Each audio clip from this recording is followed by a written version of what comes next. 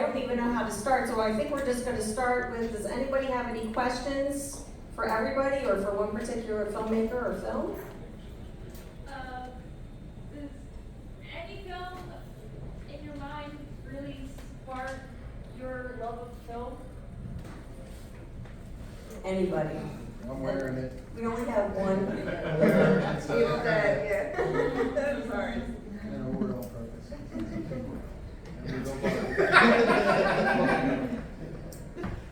There's a lot, but that's definitely one of them. Yeah, no, that's good quality. I don't know why I have this, but that might be a big mistake. I mean, me and Chris wrote and directed Swine and Dime, and like we had Jess and Mark. All of us pretty much know each other from Ronan's, Amityville, Barbie, and we just met some of these guys today. But I mean, I haven't seen one movie up here that was in the least bit bad. I mean, everybody did a great job here. You're being so kind. I can look at my film and look and see how crappy it was, but I mean that's just all of us. But I mean, I just wanted to say it was great being here, and everybody did a great job.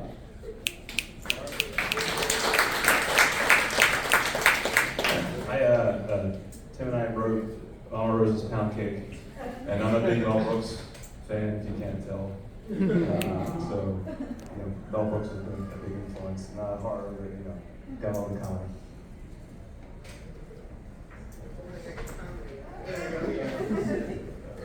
I'm actually just going to pass this mic down. Let everyone say what they did and what film they're part of. Ronan James and Steph Infection, Deadsville Productions, Amityville Barbie versus the Evil Deados. Obviously, Evil Dead's a big inspiration. Buffy the Vampire Slayer is a big inspiration. Scott Pilgrim and anime, big inspiration to what we did there. It's got everything that we liked. It's a pop culture parody, so there's a lot more to come. You guys, we really appreciate the response there. It's great. Katie Campaign and I wrote and directed and I did. I'm Brian Smith, wrote and directed Dracula. I'm Danny Donnelly and I directed, shot, edited The Woman in the Room.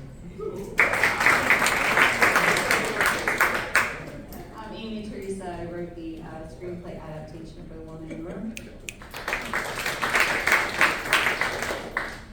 Hello, I'm Mario Lynn Brown. I wrote, directed, and produced Inkwell House.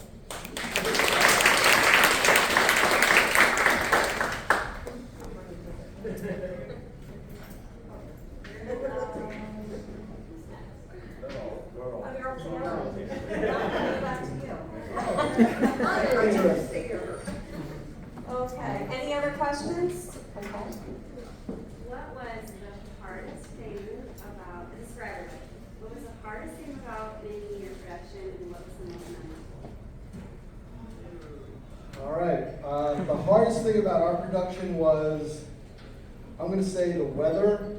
We had a brutal time with weather, and you can ask the two stars in the back. The one day it was beautiful, 70 degrees in November, and within 5 hours it was pouring down rain. We had a monsoon, and the next day it was 30 degrees. And everybody was freezing to death. And sick. And the most memorable was, I'm not going to lie, the toe scene was, once we hit that scene and Michelle killed it with the biting the toe off, my mind just went blank, and we skipped the whole scene. He yelled very loud. I was freaking out. I think for Mama Rose's, it was just Tim Miller. Took me a little hours to stop it. The hardest thing for me personally was just the weather during the nighttime scene. It was very humid. We didn't dive bomb with bugs left and right all night long, and I had to wear that ridiculous wig. It was very hot. The The best thing for me though, honestly, when I remember fondly was just the crew in general. Everybody worked really well together and everybody was a volunteer. So, since you get a nice group of people, it just makes the whole experience worthwhile.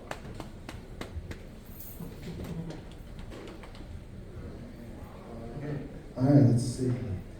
The hardest was trying to squeeze everything we had to do in 2 days. Yes. We had 2 days we were shooting this at the Pine Box in Delaware, in Wilmington, Delaware.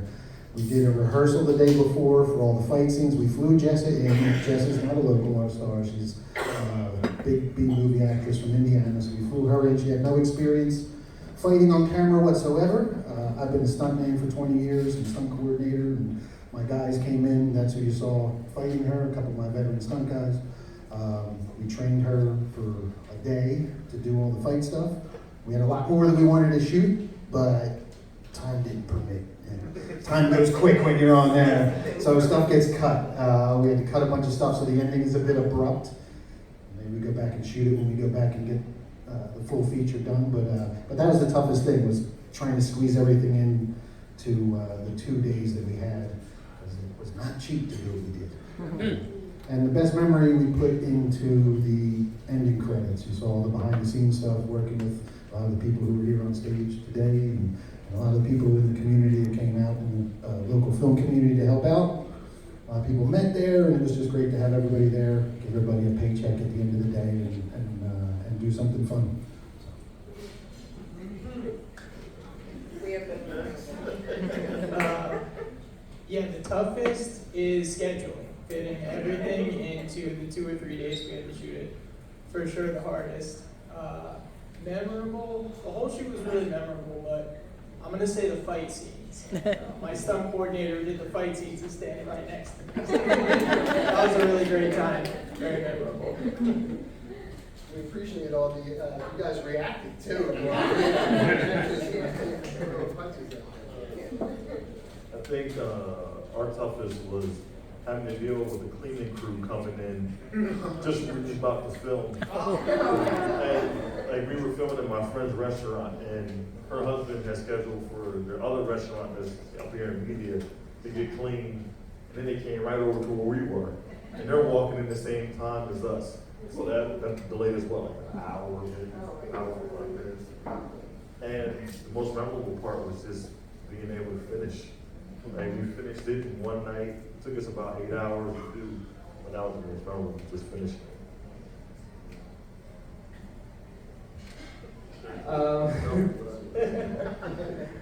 For the woman in the room, I guess the hardest one was the hospital location we had. We had it for a day, so we had to get all that done. And we were literally, the last shot I did was the MOS shot in slow motion as he's leaving the room, because we were packing up everything to go while I was getting that shot, because we had to get out of there. We're going to pay more money. So time and money, hardest. Yeah, okay, we're all in agreement. The most memorable, I think, was the car we rented. The guy we rented off of, Bradley Crianza. He's awesome. He has a bunch of like cars and props and everything and set. And the coolest thing was, he was like, "You guys need to change the license plate." He had all these license plates in his trunk, plus drugs and guns. And I was like, "No, this movie doesn't need that, but thank you." And he got one trunk full of props, and it was, yeah, it was pretty cool. Prop drugs. Prop drugs.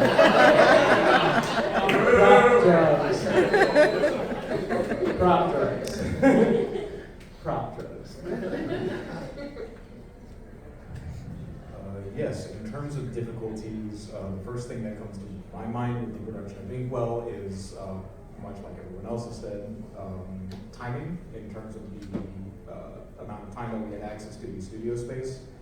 Any of the wide shots in the film where you see the full kind of drawing studio set had to be done in 2 days, because while it was free to use, it was still a working studio used for college classes, and by Monday, they wanted it back for classes, so you could not have weird swirly walls still up by that time.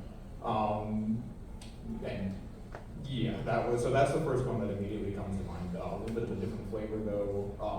Being a college film, there was like ready access to crew. There were people who wanted to DP, to production assistants, to to be grips and gaps, and that was wonderful. But owing to some problems with producing, long story short, I was not initially supposed to be producing this film, but I wound up having to, and that meant that we didn't have talent until 2 days before we had to roll, which was a horrifying concept to have to face. But the two guys that you saw on screen, they came in very clutch, were willing to do volunteer work, very local theater actors in the Rochester, Buffalo scene, and they were fantastic to work with.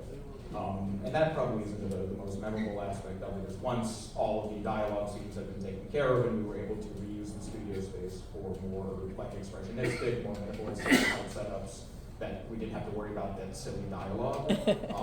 Really able to play with the lighting and seeing all that coming together on the monitor, that was just...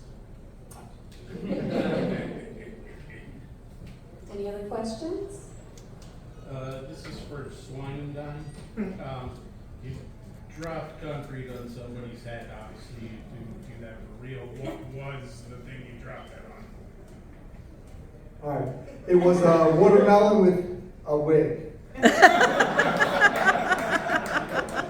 The watermelon, I scooped the guts out of the watermelon and filled it with blood, so when it splattered, it actually looked like... Tongue splat? Yes.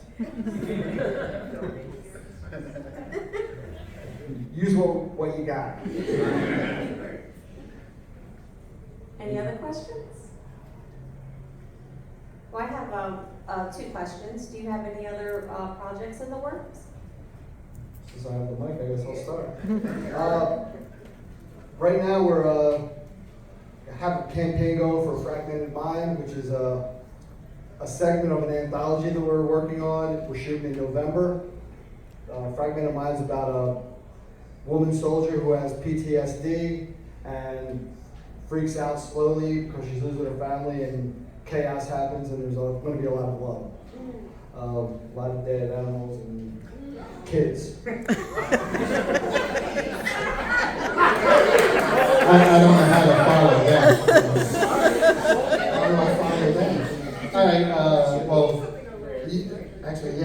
you caught a piece of it at the tail end of Barbie there, our little teaser for our bar fight scene featuring our second Slayer, our goth Slayer, Amber Brooke, plays Ashley Williamson, and yeah, if you heard the stylistic crooning, it was Mark Haynes back there, who's in our second scene too. He plays our big bad Basmodius demon. So that scene's in post-production now. We'll probably do the same thing, make a little short with it, but we want to give a little teaser of it now. We're also going to do some fight training videos that we're going to produce and release. Amityville Barbie and Friends versus the Horrorverse. The first one is Barbie versus Ghostface. We're gonna pit our actresses versus different horror icons. This way, because a lot of them don't, like it was the case with Jessica. She doesn't have she had no on-camera fight experience. So my stunt team brings them in, we do a little fight scene with them, we shoot it, and we do makeup, hair, special effects, all that stuff. And we put them out there, and we kind of keep building the brand and promoting the feature, because this is all part of a feature that we're doing. So it's a long process. So stay tuned. Stay tuned, as we like to say. I'm just currently attached to my laptop. Writing different stories and hopefully make another one until we see here next year.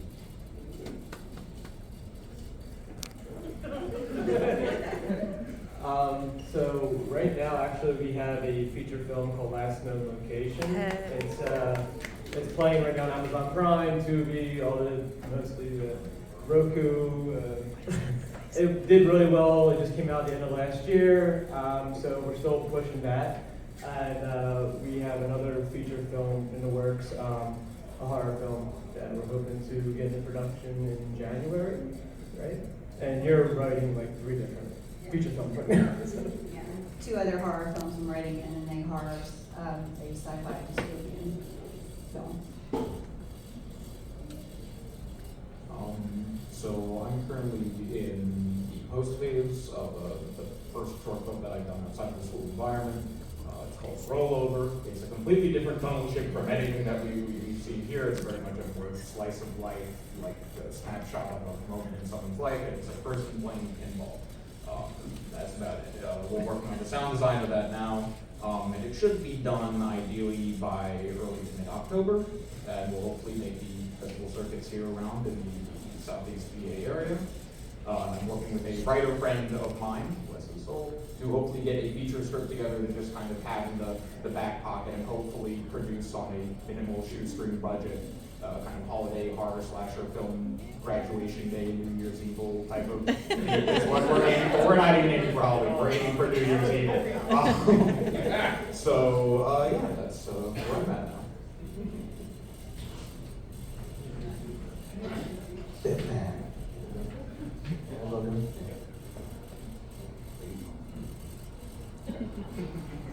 Hello, so for Trimungus, as well as partnering with other folks, we've got a new TV show coming out that's based on ghost hunting. So we've actually spent multiple, up to 5 overnights in a haunted theater that's over 103 years old.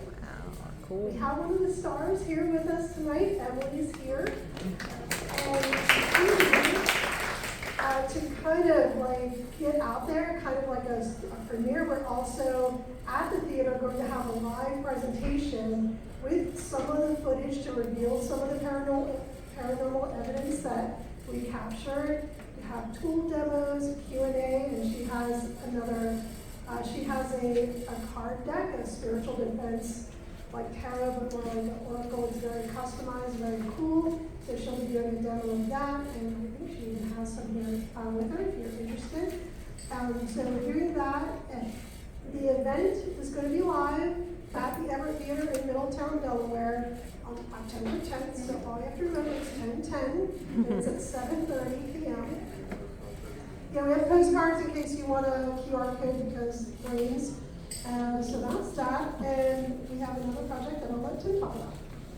We're also doing pre-production on a short comedy script that I wrote. It's my first script and my directorial debut that we're going to do some work on in January. We already have the cast picked out. We just got to do all the things that you do between now and then when the film is finished, and I hope it works out. Oh, it's called Doing My Dance. It's a goofy comedy about a teenage girl trying to dance and she keeps getting interrupted. Hi, Jason, too. So hopefully we'll have that around next year and you can all check that out.